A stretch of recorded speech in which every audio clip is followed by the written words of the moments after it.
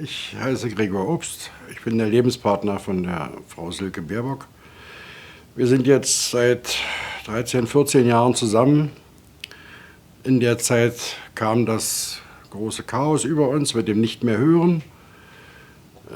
Wir waren damals völlig hilflos, weil es gab damals keine Erklärung. Ich sage das, weil es jetzt inzwischen durch die Hörpaten wirklich so intensiviert wurde, dass Menschen, die nicht hören, wieder hören können und denen das auch gesagt wird. Weil wir hatten es damals wirklich schwer. Niemand hat uns geholfen. Kein HNO-Arzt, keine Klinik, nichts. Und jetzt hat sie ein CI und ein Mittelohrimplantat. Und wir haben wirklich den Punkt, dass sie inzwischen besser hört als ich. Und das ist manchmal schon ganz schön lustig.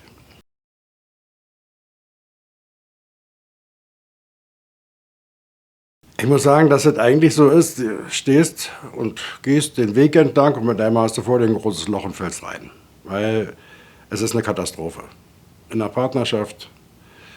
Es gibt Leute, die gehen dann einfach und sagen, ach nee, mach mal alleine weiter. Aber ich habe jetzt auch wieder erlebt mit Partnern, die wirklich sagen, nee, ich stehe zu meinem Partner und ich möchte, dass es dem wieder gut geht. Das war bei uns auch so und wir haben, ich weiß gar nicht, was wir alles versucht haben, um das irgendwie hinzukriegen, damit wir wieder miteinander konnten. Ne? Wir haben dann uns nur Kopf an Kopf unterhalten. Also wir haben gesessen, weil die Köpfe aneinander, damit das dann in irgendeiner Weise eine Verständigung möglich war.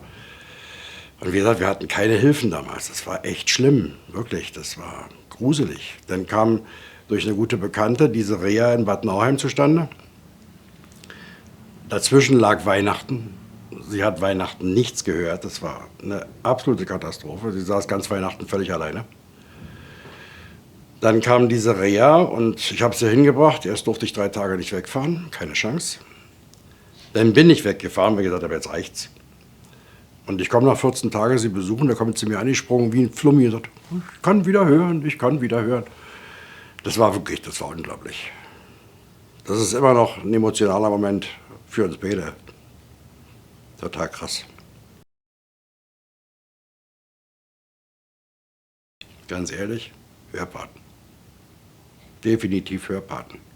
Oder überhaupt jemanden, der davon eine Ahnung hatte. Weil bei uns war es ja so, dass selbst ihr Haus-HNO-Arzt hat zu ihr gesagt, was soll das? Zur Reha?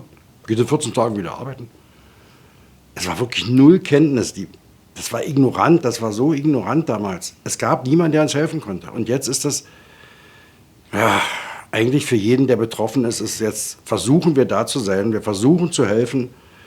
Wenn jemand schwer hört, wir fahren mit den Leuten in die Klinik, wir machen wirklich alles Mögliche. Das hätten wir uns damals auch gewünscht, aber es war ja nicht. Es war ja niemand da, es gab niemanden.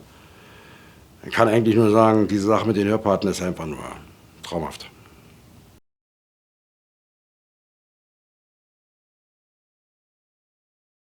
Der Partner sollte auf jeden Fall darauf achten, dass man immer in der Kommunikation bleibt. Also nie sagen, ach, ist egal. Reden wir später drüber. Ach, war nicht so wichtig. Das ist eine Katastrophe. Das ist, als wenn er demjenigen auf die Nase haut. Was sollte man tun? Man sollte wirklich gucken, dass man den zumindest seelisch richtig unterstützt und ihm hilft und sagt, okay, wenn du jetzt sowieso schon nichts mehr hörst, dann guck, was für Möglichkeiten hast du. Wir gucken, gibt es Leute, die dir helfen können, die dich unterstützen können. Ich meine, inzwischen sind ja die Hörpaten überall zu finden, das ist ja glücklicherweise so. Ne? Oder selbst bei den Akustikern ist es heutzutage so, dass der Partner dann auch sagt, du, wir kriegen jetzt nicht irgendwo ins Loch, komm, wir gehen jetzt, wir gucken, auf, du hast schon alles verloren, du kannst nur noch gewinnen. Was anderes geht nicht, man kann nicht aufgeben. Wozu? Macht keinen Sinn. Ich kann einfach nur sagen, wenn man jemanden in der Familie hat, es muss ja nicht unbedingt der Partner sein, weil es gibt ja auch, was weiß ich, da ist die Tante betroffen oder so. Man sollte wirklich was dagegen tun, dass derjenige nichts hört. Man selber ist manchmal hilflos, aber wie gesagt, es gibt jede Menge Möglichkeiten, Akustiker, selbst Logopäden, die inzwischen Bescheid wissen, oder Kliniken, HNO-Ärzte.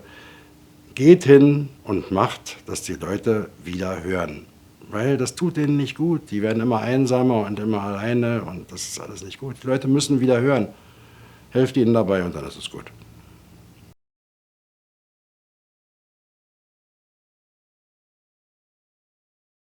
Geduld. Viel Geduld und für denjenigen da sein, ganz wichtig, dass der sich nicht alleine fühlt. Und wenn es dann losgeht mit dem Einschalten, üben, üben, üben. Wir haben damals ja auch geübt, ohne Ende, jeden Tag. Und schaut doch, was gebracht. Ja.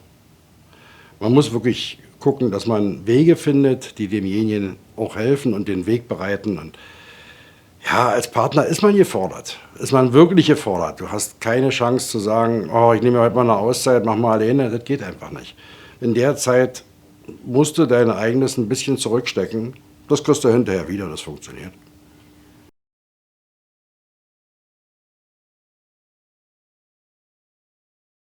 Das waren so Sachen bei uns im Garten. Das ist das erste Mal, wie er einen Frosch gehört hat. Die war völlig geschockt. Was war das? Ich sag, das war ein Frosch. Nee, das war kein Frosch. Das war der Kreissäge. Ich sage, nein, das war ein Frosch. Ja, also dieses Lernen der anderen Geräusche.